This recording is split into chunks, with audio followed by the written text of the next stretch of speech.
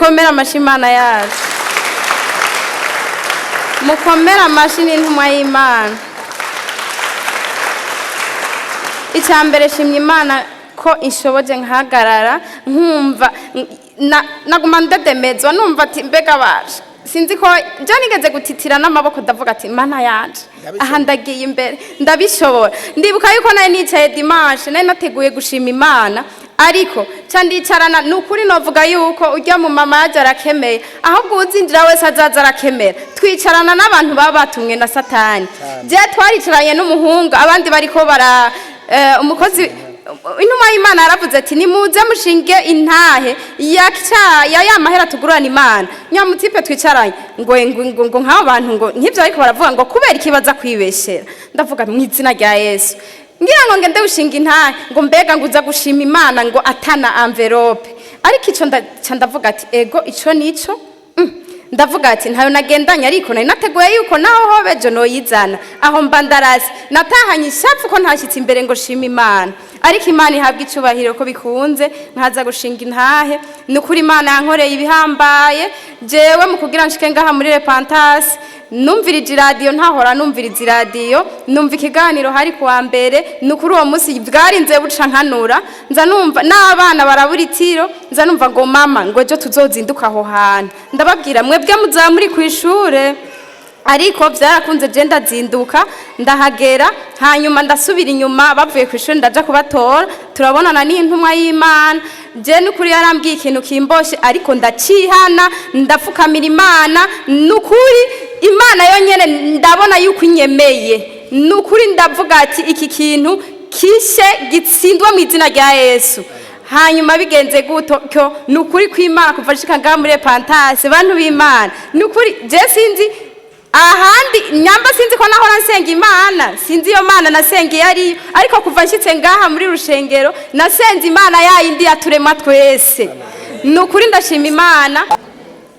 Je ndumumama ndumukristo wa hano musanzwe nafise intahe yanje nari kwishinga kwa Mungu hanyuma sanga Mungeri yamaze kwakira urutonde rw'abantu yakira ku murongo sanga nacerewe hanyuma ndayibika ntaco.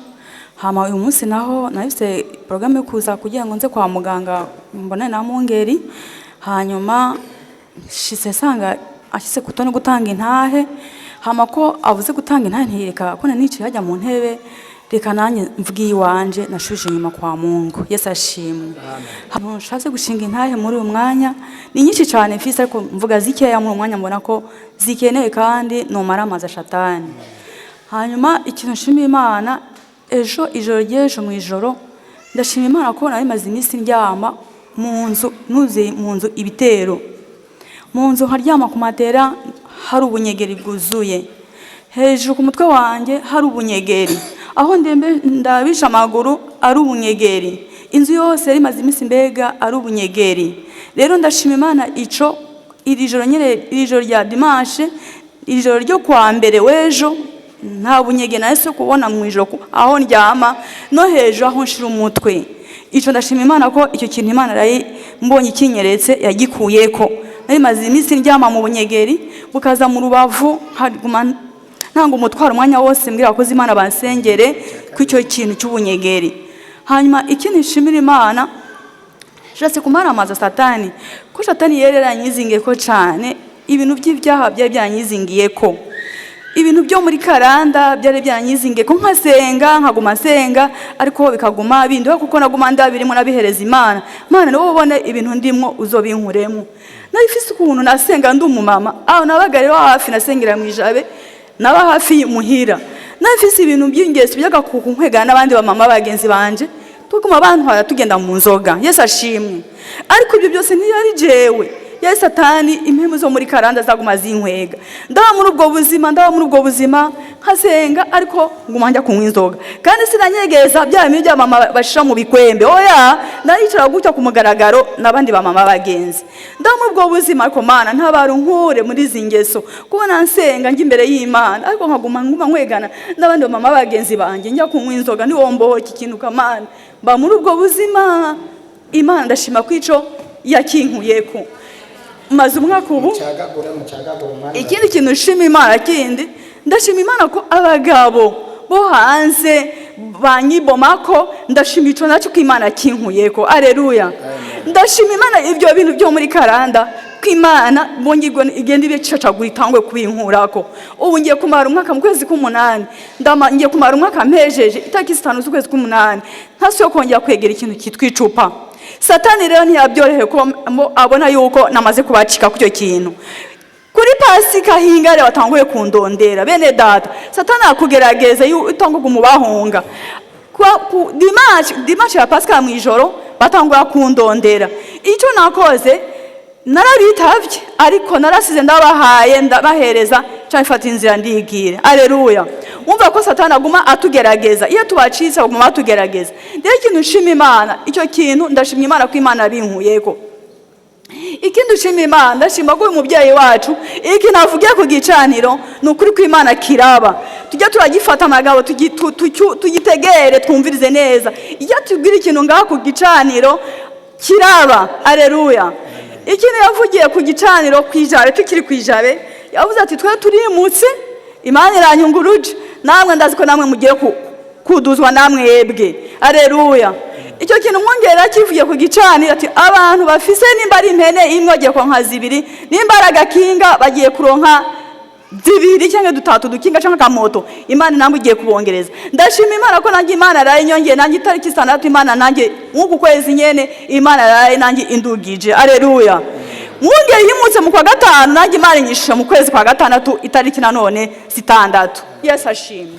Rero amashimwe yanjye nani nanje igihe uyu muvyeyi yamaze imisa twigisha amajambo y'Imana akomeye hari ijambo yigishije vyerekeye ryo guharira narifise mukuru wanje naramuharira mugabo bikaguma bigaruka bikaba nk'intamba nkasanga ndiko ndamukitika mu bantu ndamuvuga ukuntu hanyuma rero kujya kunigishije abantu ngo bagendane ubati badaharira ngo bavuga ku munwa nukuri iryo jambo ryarankoze ko cyane ndapfukama ndabwira Imana mbabarira sinenzi ko ngendana ibintu by'ubati urumva ndababara iryo jambo kugendana akabati witwa kuri umukristo witwa kuri umusezi witwa kuri umuririmbyi numva birashishe gose birambabaje ariko ndavuga nti Imana mbabarira sinzosubira kubara ku munwa nukuri Imana habwa icubahiro nshinge umwami Yesu nahe kuko niyangiriye neza kandi Imana iradukunda bene data iryo jambo ryarafaje gose nacenda muharira ubu numva ndamahoro niyo numva ndamahoro kose kumva ko numva ko natuye ako kabati mutima wanyu iryo jambo gose ryarankoze ko numva gose ndagiza agahinda Imana ibaheze.